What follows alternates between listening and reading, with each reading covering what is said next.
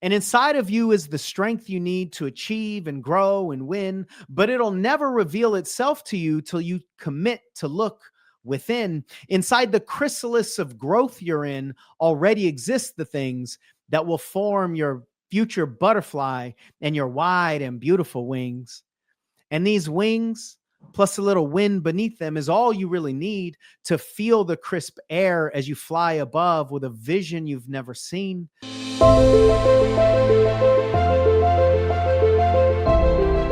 Welcome back to another episode of the Charyse Williams Show. Oh my gosh, I'm so excited about this episode today, specifically because I have an incredible guest that I want to share with you, but also because of the topic. So today's episode is for the nurse practitioner, really the clinician who's built her life around service, but feels that there's something missing. Right. So we're talking about that invisible weight that so many healthcare providers carry, the burnout, the disconnection, the deep ache, if you will, of knowing that you were made for more. So this conversation is all about the inner work required to make a quantum leap from overwhelmed clinician to aligned CEO of a holistic health or functional medicine business.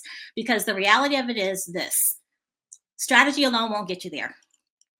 It's important to have, but strategy alone won't get you there. Identity work and identity healing absolutely will. So we're going to talk about what it takes to regulate your nervous system, rewire your beliefs, and finally build a business that feels as good as it looks. And we're going to have that conversation with the phenomenal Coach Sean Smith, which I'm so excited to introduce to you guys. So, hey, Sean, how are you? Oh, so good. So good. I like over here trying to not audibly respond to everything that you said in the intro. Like, Oh oh, my that's goodness. good. Ooh. You're so funny. Well, you guys, let me share with you a little bit about Sean, and then we're just going to really hop into this really juicy conversation. So, Sean Smith is a master neurotransformational coach. He's an award-winning speaker, author, producer, husband, father, and founder of Elite Success Systems, with over 3,000 pieces of transformational content and over 1 million YouTube views.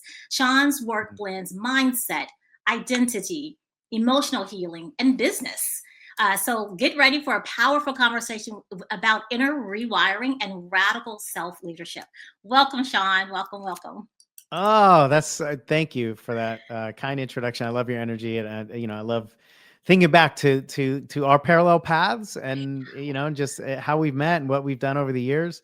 But yeah, radical self-leadership, is that the last thing you That's what I said? said, That's so radical good. self-leadership. Ugh. Oftentimes I'll say radical personal responsibility because that is absolutely Mhm. required. But yeah, radical self-leadership. What You comes to know, mind? Oh, go ahead. Yeah. yeah, I was on a panel maybe 10 years ago, and I don't even remember what the panel was about, but they asked some kind of question like, um, I don't know, what do you think is required for people to do this work? Just some kind of thing. And this phrase hit me, and I don't think I'd ever said it before at that time. And is radical vulnerability. Like, Oh, so that radical word attached to, a bunch of other words or concepts is so critical. I think in today's world, even more than ever. And talk about healing and providing services and healthcare and like all this stuff. Ooh, these are juicy topics. yeah, for sure. And it's so funny. You mentioned, going back 10 years ago. I went back to my email because I thought, how long have I known Sean? Oh, And nice. 2013. Oh, 2013. wow. Can you believe it's been that long? And Wow. I know. And then I looked, I'm like, okay, so I kind of was kind of scrolling up. And then 2014, I did a program with you called Change the Game. I don't know if you remember that. Yeah, Yes, that was absolutely. 2014. So, I feel like I've been so very blessed to have really worked with you in different capacities.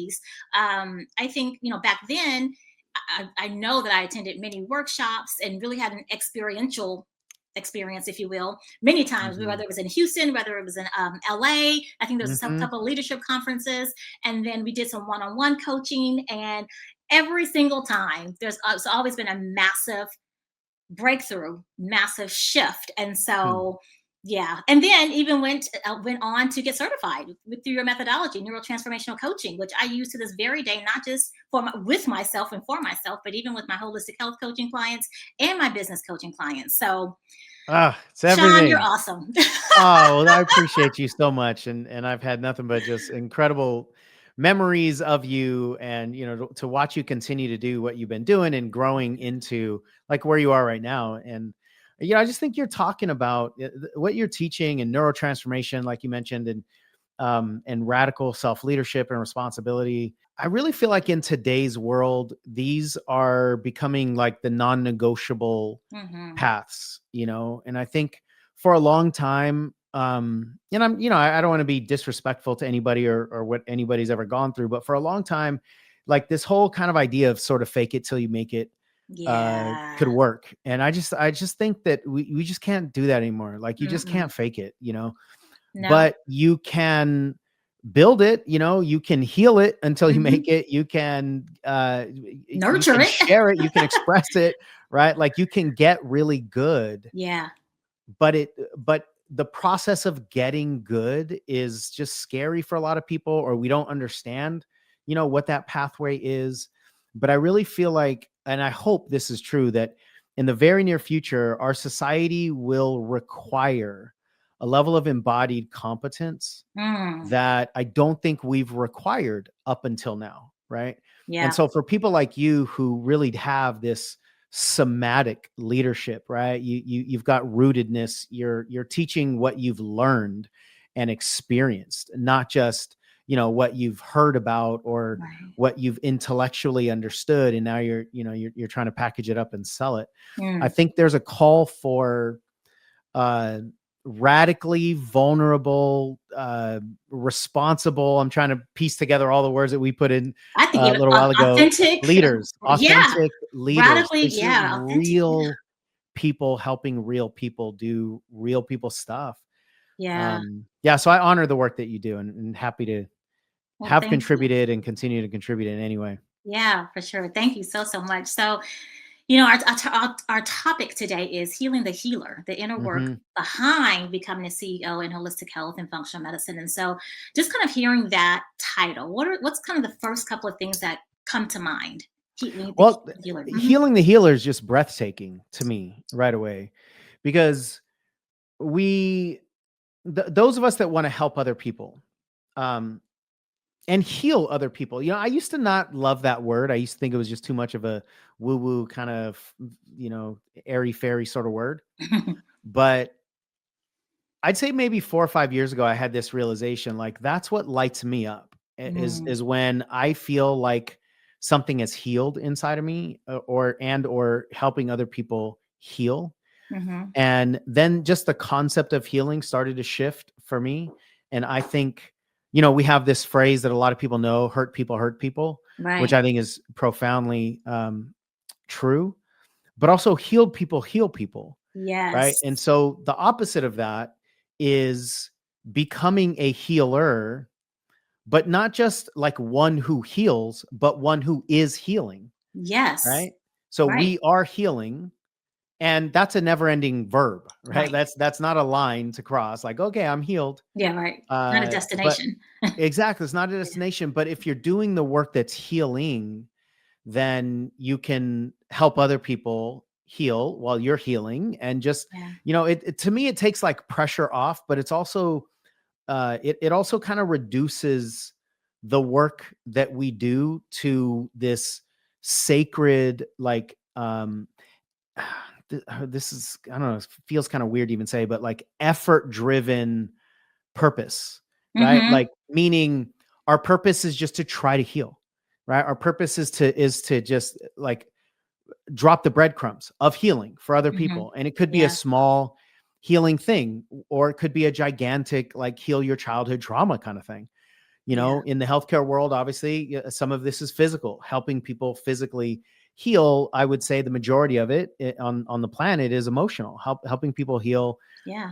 wounding and relationships and the reflection in the mirror that they see. And so I actually believe that the human journey is a healing journey. It's just a matter of whether we're Mm-hmm. going to step into it or not, right? Right. And Willing, if we don't, willingly. yeah, Otherwise, exactly. I feel like we're going to be tortured for the length of time that we're here. You go Yeah. into resistance of, yeah, And then there's like that, like the healing path is always just kind of calling for us, right? Like, we're ready whenever you're ready. yeah, We're gonna be here when you're ready to do whatever this work is. So I believe that it's the most noble thing we can do. for That sure. being helping other people heal. And especially when it requires something inconvenient for us. It requires us to heal. It requires us to get coaching. It requires us to get therapy, counseling, meditation. Like, it requires us to do our own journey. And that usually requires some time. We have to increase our competence. We have to increase our permission. We're doing the work that we're wanting to do with other people. And that's an inconvenient process, right? It's way easier to just, lose yourself on the dumb phones, right?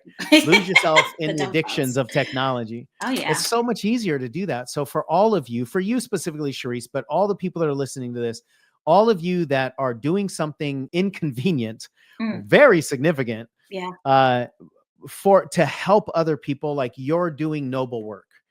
And it's honorable. And I think it's easy for us to forget how necessary, but also honorable and noble it is to just say, I want to help people. But if you do that, you also need help, right? The helper needs help. The healer needs healing. The leader needs leadership. Sure. The support provider needs support, right? And I think it's easy for us to fall into this trap of, like, feeling, because our ego feels great when we help somebody, right? Oh yeah, yeah. And our body feels great, but it's easy to fall into this trap of, like, I'm gonna pour, I'm gonna pour all my water, of healing energy out into everybody's cup, and pretty soon you don't have any left. And I can make a case that's the most selfish thing we could do, is empty our source. Right. Empty our source of healing, because then we don't have anything more to give other people. But that can be really challenging, for the leader to go, oh, I actually need to take my cape off sometimes and sit in somebody else's, chair, or whatever that looks like. But I think one of the biggest things, I'm sure you teach this directly, is that getting support is not an act of weakness. It's an act of wisdom. Right. And the more that you serve others, the more that you need to be served, so that we can replenish, this healing cycle. So it's just, phenomenally important work. Yeah, I agree wholeheartedly. And I think, coming from a traditional healthcare setting, it's almost applauded to overgive, to overserve. It's like a martyrdom, and it's almost applauded. And to keep giving from an empty cup, and then you're just supposed to keep giving. So then when you are kind of indoctrinated into that, for 5, 10, 15, 20, however long you've been in the traditional healthcare system. And then you are transitioning into entrepreneurship, and you're starting, your functional health business or holistic health coaching business, or whatever the case may be. And it's like you try to model what you are running from, or maybe not running from, but you're trying to model what it is that it's what you're used to. How you're programmed. Yeah. And so, I mean, man, Sean, like I said, you've brought up some really valid points. What have you seen, when people are transitioning from an employee to an employee, from an employee to an entrepreneur, and we're talking about healing, what are some of those wounds, if you will, do you see show up? Like, whether it's money shame, whether it's worthiness around charging, whether it's what have you seen? I don't want to lead it too. All right. We're getting to the real stuff right away. I love it. So first of all, I want to go back and just highlight what you said that I think is super critical, is that we are celebrated for self-sacrifice. We're celebrated through awards, recognition, promotions, extra money, right? And so that employee pathway, I think, is the way that almost all of us are programmed, even outside of a job setting, like in the learning world, we're trained to be little employees when we learn, because it's so linear, right? Like in the school system, I learn chapter 2, I get a test on chapter 2, I pass the test, and then I'm done with chapter 2. Right. So like it's a transactional world, right? And I'm going to get a grade, or I'm going to get, whatever the recognition is. And then that, generally creates employees that get into the job market, and, you're trading the time for the money. But it's a very simple system. that our brains love. Our brains love the idea that if I put in 8 hours, I'm going to get paid for 8 hours. Mm-hmm. And so that's one of the shifts that a lot of people really struggle with, is going from transaction to transformation. Right. Yes. The transactional world is safe. It's familiar. It's known. It's linear, right? Like if you get a job, you start getting paid the very first hour that you clock into that job. Right. Right. If you start a business, you do not start getting paid the very first hour that you start working your business. First hour, first day, first month, Exactly. first year, maybe. Yeah. Right. Yeah. And so that is a fundamental paradigm shift. Mm-hmm. An analogy that I use all the time in exactly this employee to entrepreneur transition is literally like going from the earth to the moon, right? We're indoctrinated. I love that word that you used. We're indoctrinated to interact with gravity a certain way. Mm-hmm. We're indoctrinated to interact with oxygen a certain way. You go to the moon, there's no oxygen or gravity. So if you expect there to be gravity, you're going to just find yourself, up among the stars, because you're going to get whisked away. If you expect oxygen, you're going to, you're going to suffocate because you won't have the suit. And there requires training, right? To go from the earth to the moon, just like in a real astronaut scenario, you have to train. You have to get used to being weightless. You have to get used to breathing, through the tanks and all that stuff. Because when you get into that environment up there, you have to bring your own oxygen. And there's so many parallels to that real analogy in the entrepreneurial world, right? You have to bring your own oxygen. You have to bring your own inspiration. You have to bring your own reward structure. You have to bring your own celebration systems, right? You have to bring your own fuel to a large degree, because the transactional fuel isn't there. Right. You're not just going to get paid right away. And you're also not going to feel good right away in the entrepreneurial world generally, because when you start something new, you're not going to be very good at it. That's just the nature of doing anything new. Right. And we tend to not enjoy the things that we're not good at. So the first several phases of entrepreneurship is like just sludging through the mud of feeling bad, feeling incompetent, feeling like the hill that you thought was 20 degrees incline is now like 80 degrees incline. Right. And it's muddy and it's an escalator going backwards. Yep. There's so many surprising experiences for people. And I know what you want to do and what I want to do is to, at the very least, reduce the surprises. Yeah. Right. Like we can't make the 20-degree incline any lower than that, but we can support you with the 20-degree incline, and we can help you not make it higher than it actually has to be, right? Yeah, for sure. So we can't change the terrain. We can't put gravity on the moon, but we can help train you to use your own, right? To bring your own spacesuit that's going to allow you to stay grounded. And so some of the functional things, like the specific things outside of the analogy, transaction to transformation, right? You're not going to be paid for all the time that you put in.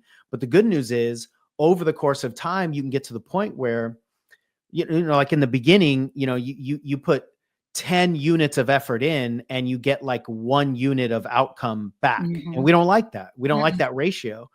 But eventually you want to be able to put 10 units of effort in and get 2 units back, and then 10, and then 3. Eventually you can get to the point, if you build your business with leverage and systems and all that, to where you put 1 unit of effort in and get 10 units of outcome back. Right.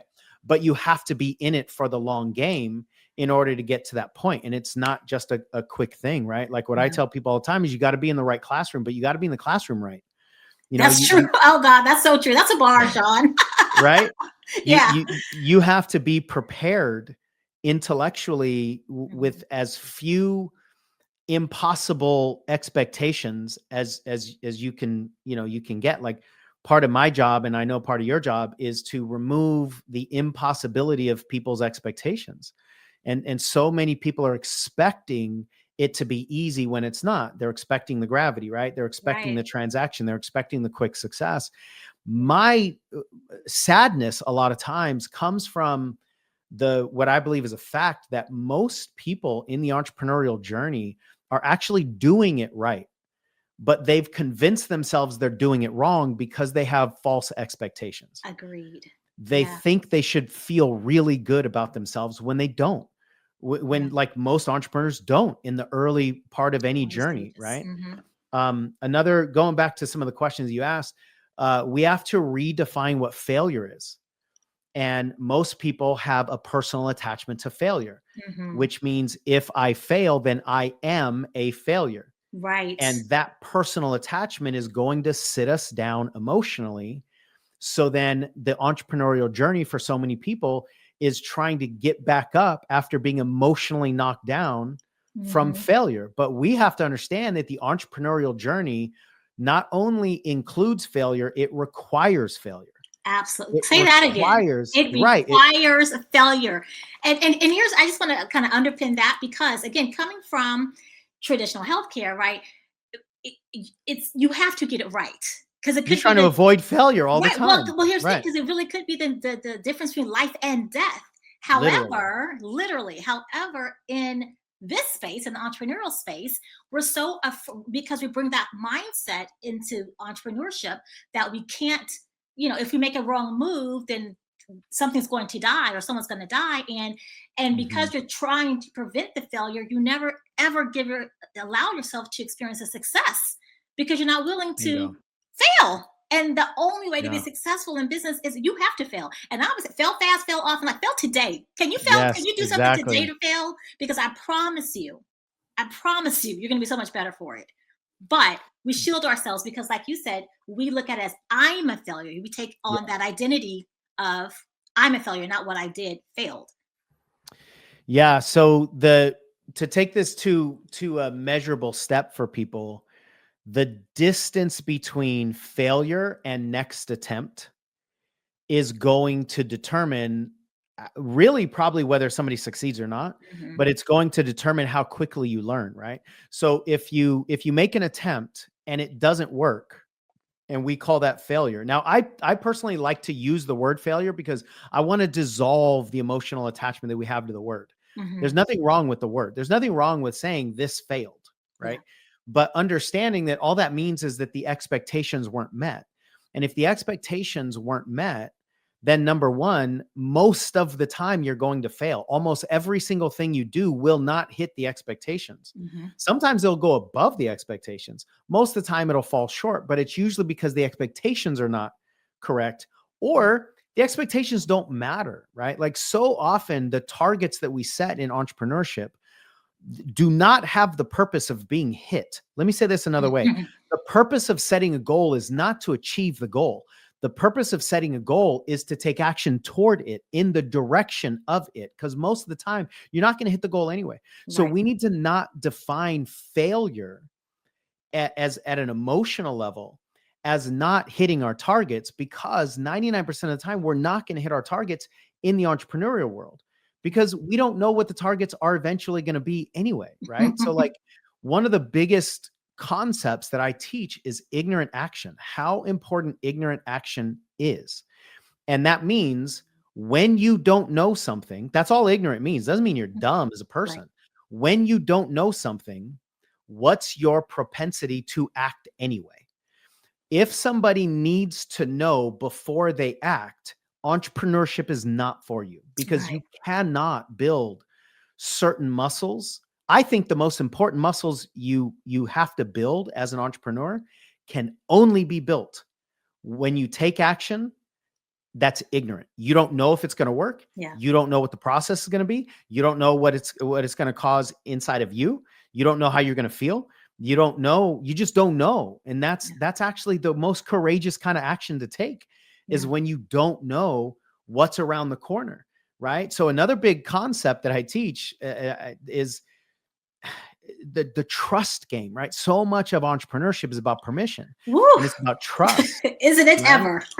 And so one of the big shifts is to trust the traveler, not the terrain. That's right, good, Sean. Yeah. You don't know what's going to be around the corner that you can't see around, except you know you will be around that corner. That's the only thing you can know.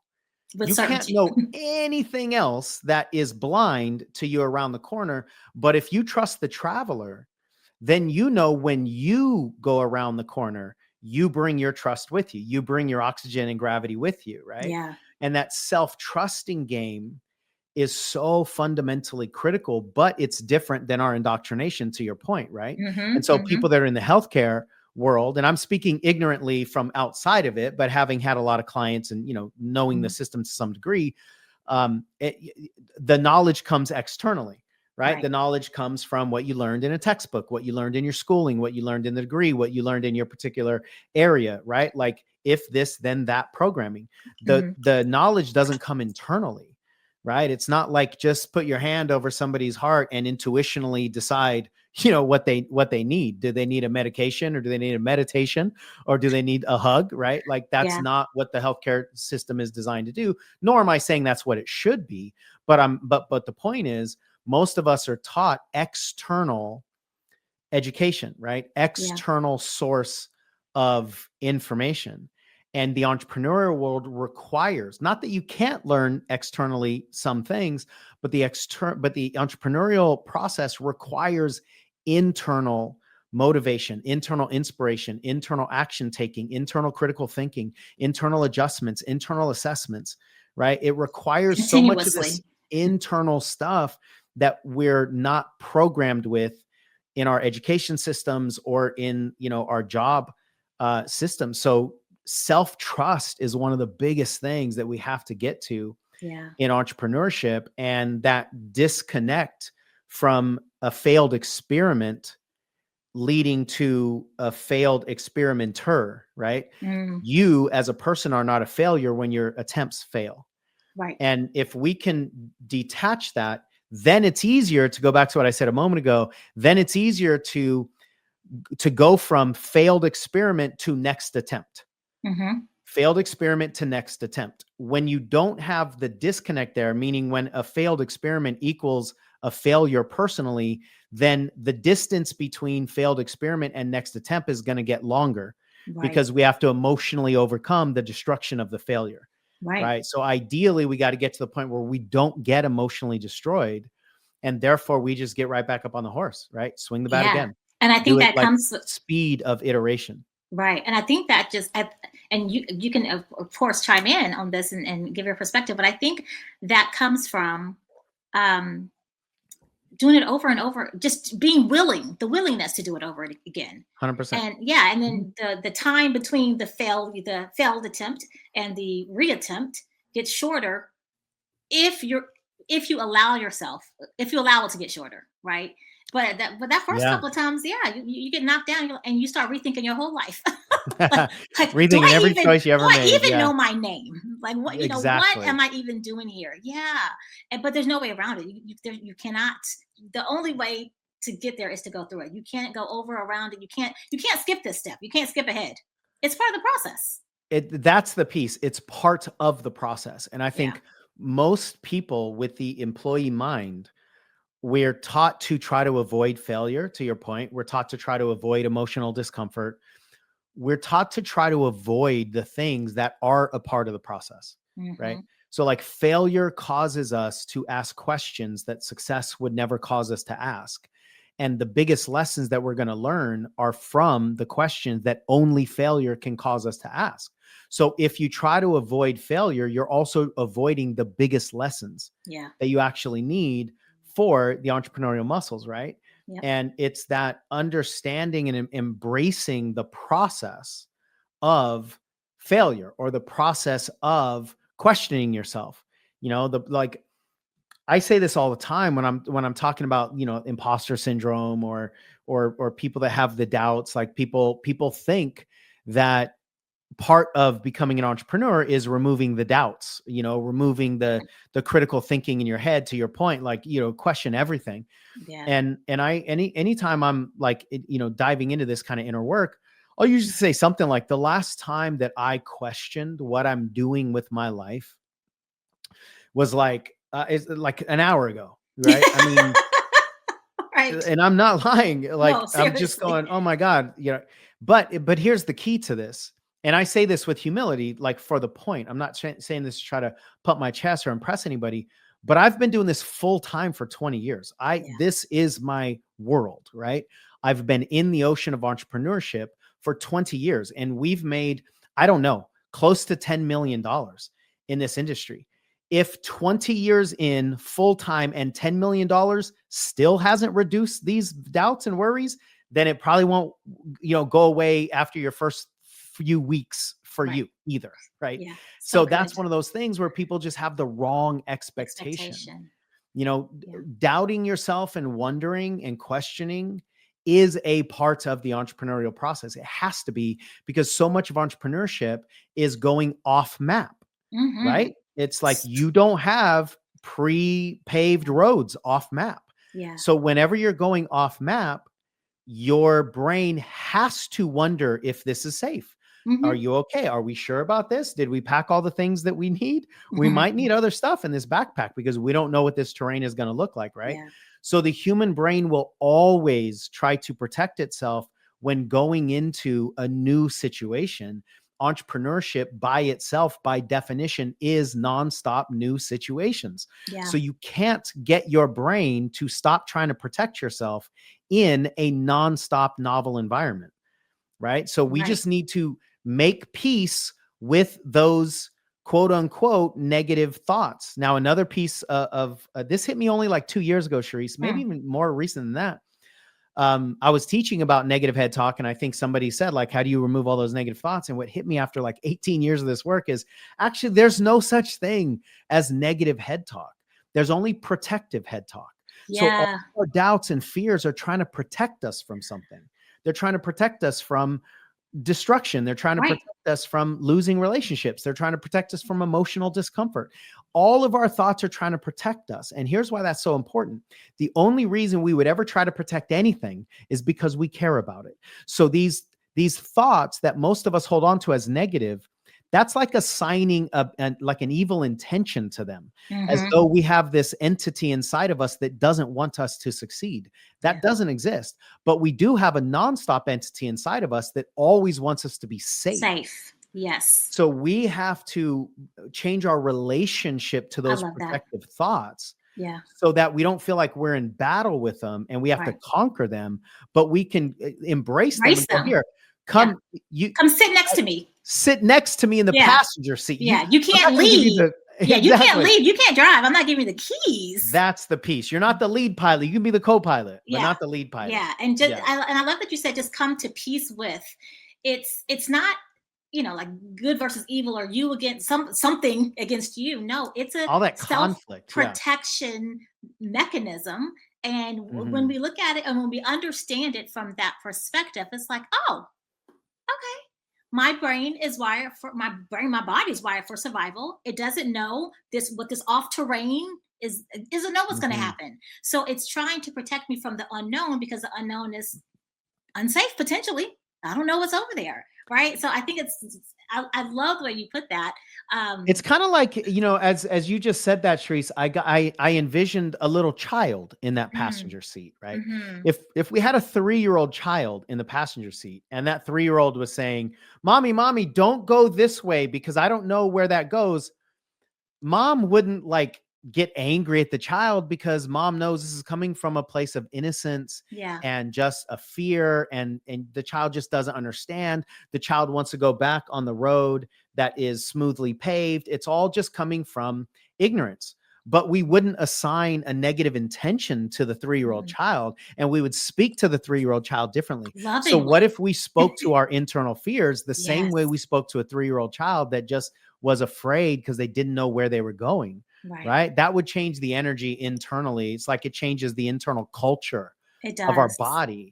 And that shifts, our chemistry. It shifts everything. And I teach this inside of one of my programs, Transcendence, to literally take the thought or whatever it is and bring it right beside you and let it sit next to you. Love it. And lovingly talk to it. Like you said, to your point, you wouldn't cuss out a 3-year-old or chastise a 3-year-old or be mean, to a 3-year-old. They don't know. And so you speak to it lovingly and say, you know what, I got you, be good. And most of our internal thoughts, I mean, this as the coach that you are, most of our internal thoughts and beliefs we'll go all the way back to the time that we were We 3, like working, right? literally, Yeah. right? Because that's where our first fear of abandonment came from. Our Yep. first fear of visibility came from. Our first external judgment came from. They literally came from our toddler years. Yeah. And just because we're now walking around in a 30-year-old, 40-year-old, 80-year-old body, we're still operating with Yep. stories that started from our toddler state. Right. And so speaking to it as a toddler is actually correct, Mhm. right? Because that's when the story started. Yeah. And it just changes the way that, the way that we manage ourselves. And For then sure. the self-trust is a little bit easier. The self Yeah. inspiration is a little bit easier. The cheerleading is a little bit easier. We can reduce some of the judgment that doesn't serve us. Mm. And then we can actually like give ourselves a chance at entrepreneurship. Because it's a beautiful thing. I mean, one of the things that is. we were talking about. So I want to circle back to self-trust and how to develop Perfect. self-trust. But before that, one thing that we were talking about off camera is that, and again, traditional healthcare, whether you worked as a nurse or nurse practitioner, but in a traditional setting, everything was very, very, very linear.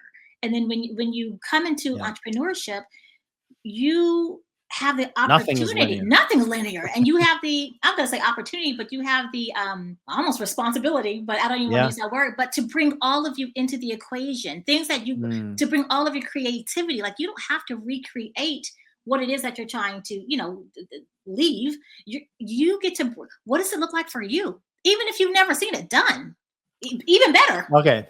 Yeah. That's your one head, of the, Sean. What's that? I know. Like, oh, how many days do we have left in this I know. podcast episode?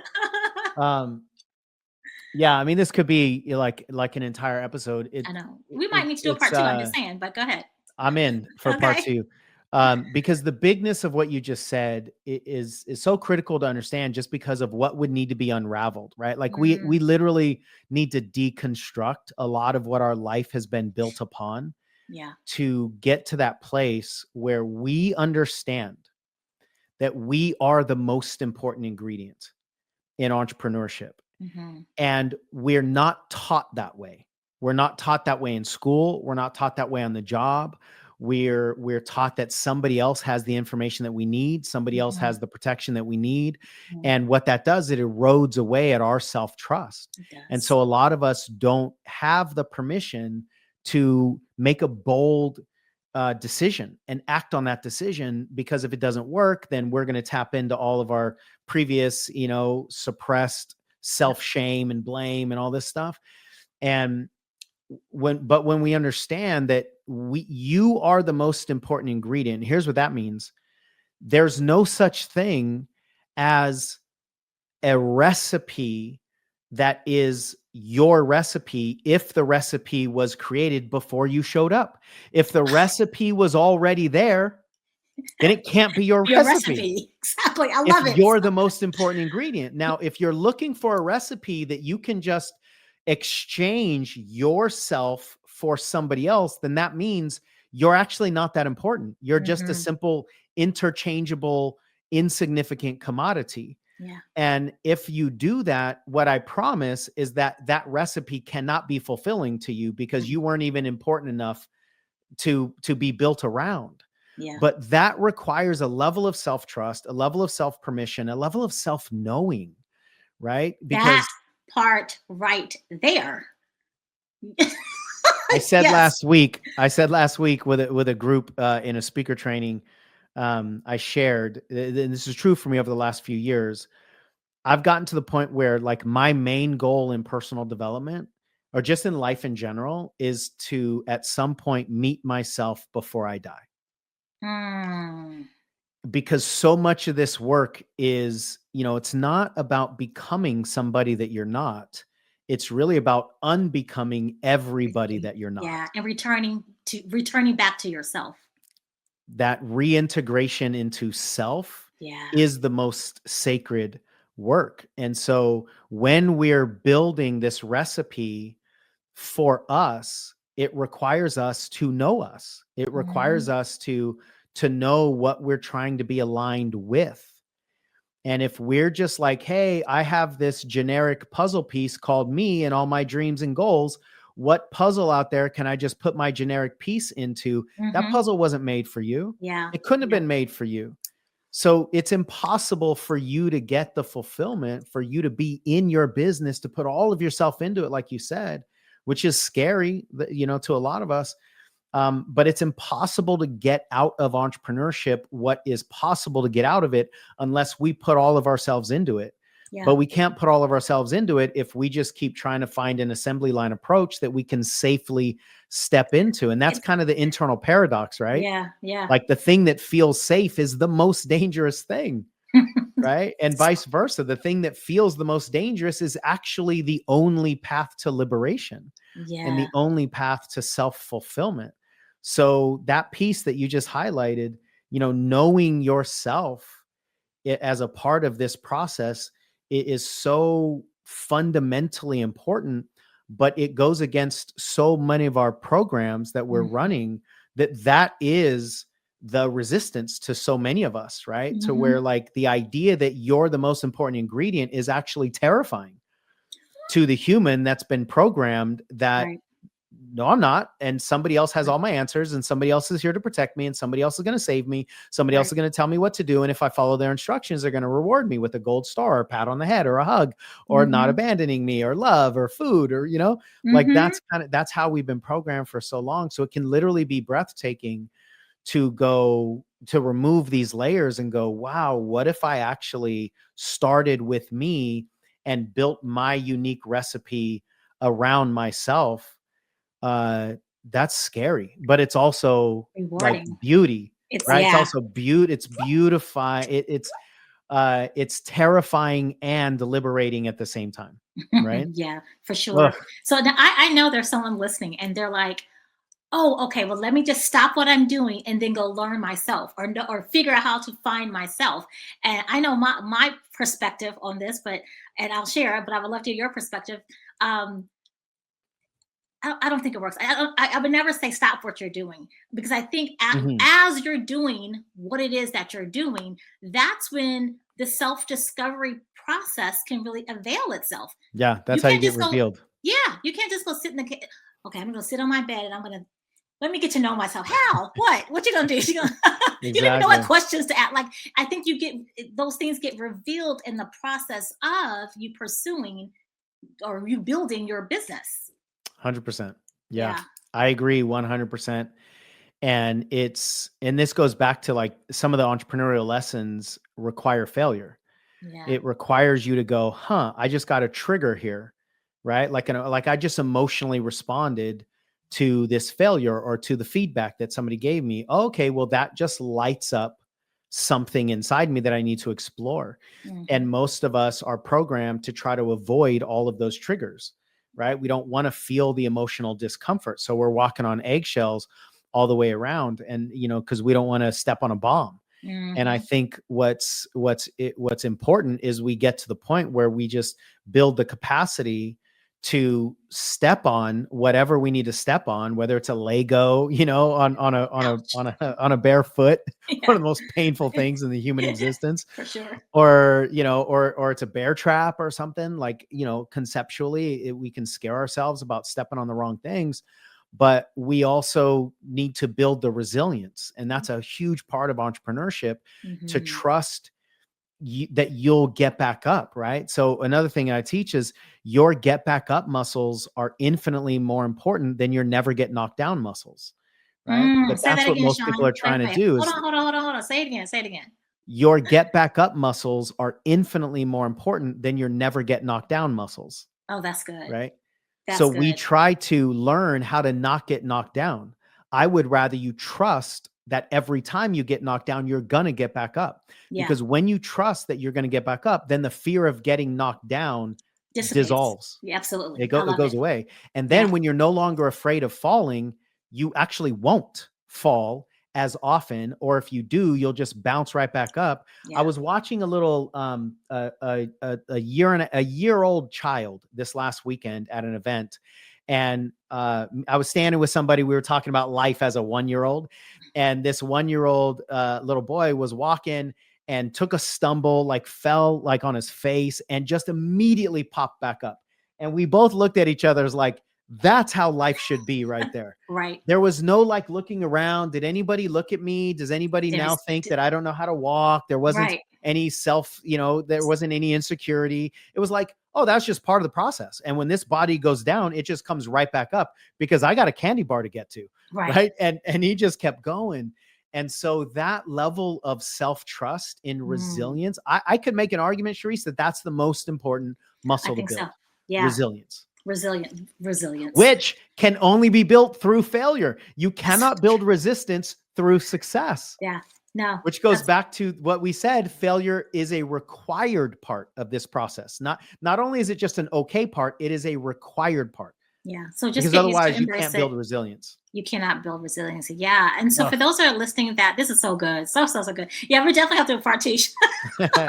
Fine. No doubt. But so for those listening that are like, okay, so then how do I build the self-trust? Because I'm clear I don't have that self-trust. I'm clear. I hear this all the time, whether they're clients and I'm working with them, or sometimes it comes out during my my consults or my discovery calls or whatever you want to call them, enrollment calls, that they don't trust themselves, or I identify that they don't trust themselves, and I kind of bring it to the table, and they're like, yeah, you're right.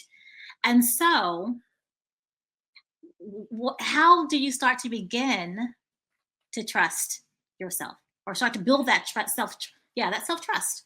Yeah. Well, let's flip it and say, how do we lose self-trust? Very good. We lose self-trust when we make decisions that we determine at a certain point in time are the wrong decisions, and then we hold ourselves accountable for those wrong decisions. Once upon a time, we didn't have a problem with self-trust. Now, for most of us, that was when we were 1, 2, 3, 4 years old.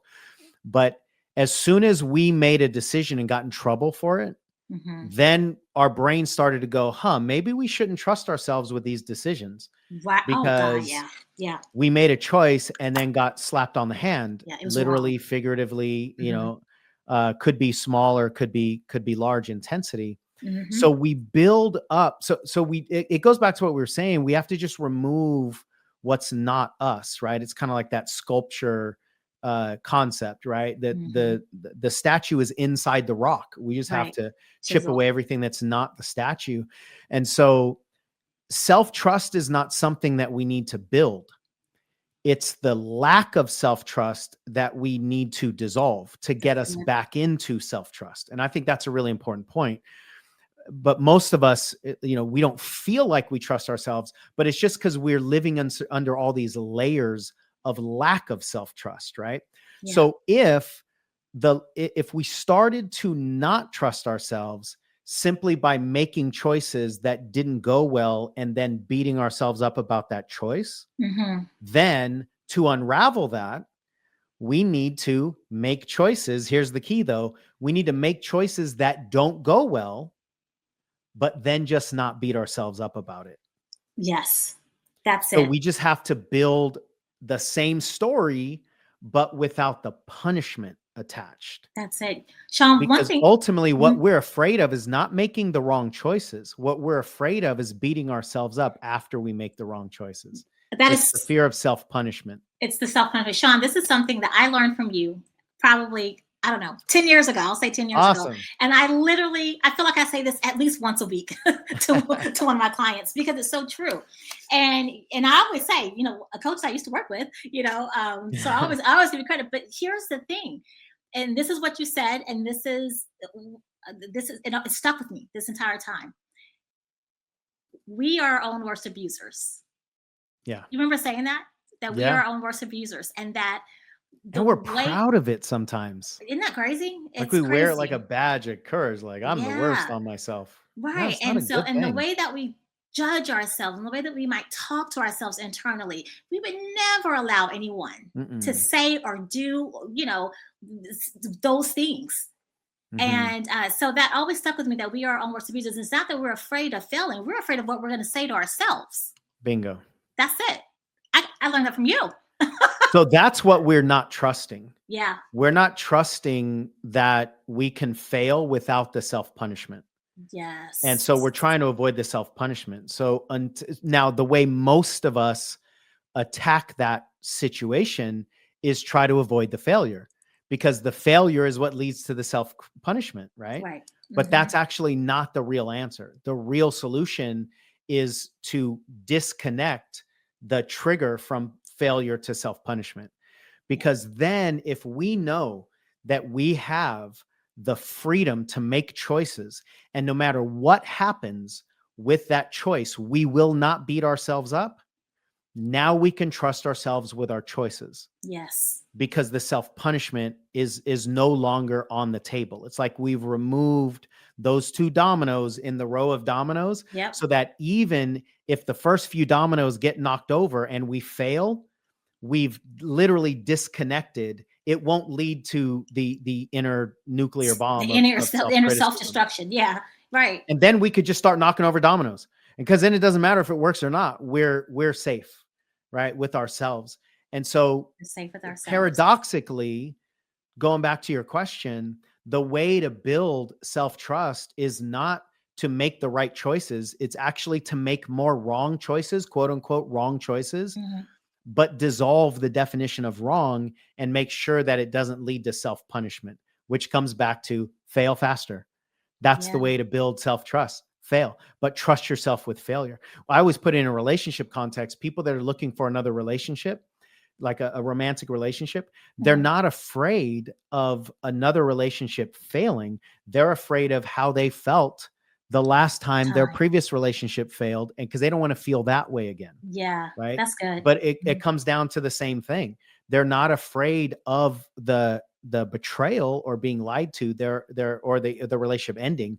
They're afraid of what they say to themselves after what does it mean another about relationship me? ends. What does that mean about What me? does it mean about me? Yeah. Exactly. And in a relationship context, it means I'm not lovable. It means I'm going to die naked, alone, under a bridge somewhere. Yeah. It means I'm going to be abandoned. In an entrepreneurial context, it means I'm stupid. It means I'll never be successful, which then oftentimes leads to I'm also unlovable and I'm going to end up alone, right?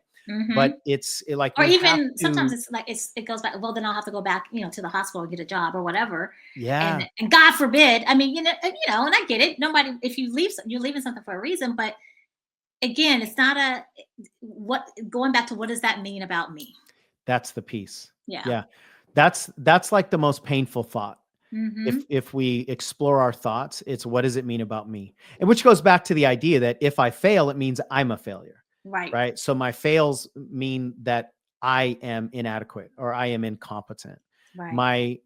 My failed relationships mean that I am unlovable, that I am always going to be lied to or whatever. Right. My failed attempts at losing weight or making money or like any of our accomplishment goals too, it means that we are deficient, it means that we are inadequate. So many of our protective mechanisms are designed to protect us from the feeling of inadequacy. Yes. Yeah. I never actually looked at it quite like that, but you just hit the nail on the head. I've never said that till right now. So we'll say it again if you that remember. Was new to my body. Okay. So many of our protective mechanisms that look like sabotage are simply designed to protect us from the feeling of inadequacy. And it's important because inadequacy is not a feeling. That's a judgment. Yeah. But it causes us to feel a certain way. Inadequate. Yeah. Right. And that's why we need to separate those things to where a failure doesn't equal feeling inadequate.